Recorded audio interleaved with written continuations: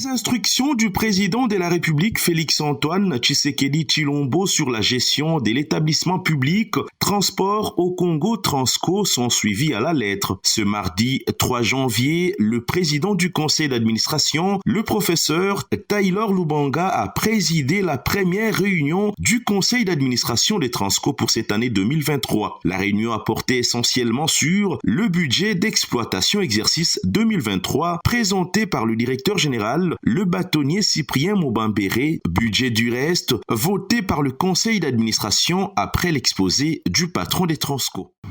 Il était question d'analyser les grands axes qui sont de ces budgets, les budgets d'exploitation et les budgets d'investissement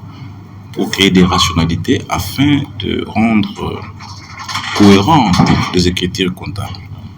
Nous avons analysé en toute rigueur toutes les buts présentés et proposé des amendements pour améliorer les données comptables.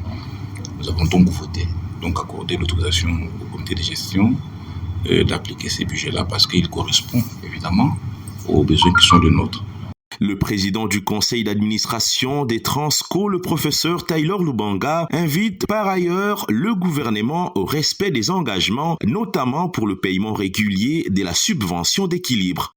Par ailleurs, nous avons le problème sérieux, c'est que les écritures comptables ne concordent pas avec la réalité parce qu'il nous manque la subvention d'équilibre, c'est-à-dire les gaps compensatoires que l'État doit pouvoir allouer au Transco qui ne donne pas et qui met en difficulté l'exploitation de notre outillage, nos bus. Et qu'il faut ici que le gouvernement tienne ses engagements, nous accorde, nous alloue de manière régulière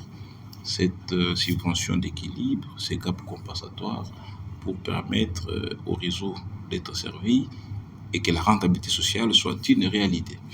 Analysant certains aspects d'exploitation, le conseil d'administration des Transco demande au gouvernement de laisser le choix libre à cet établissement de transport public d'entrer en contact avec différents fournisseurs et partenaires afin de doter Transco régulièrement des bus qui répondent notamment aux besoins techniques et climatiques.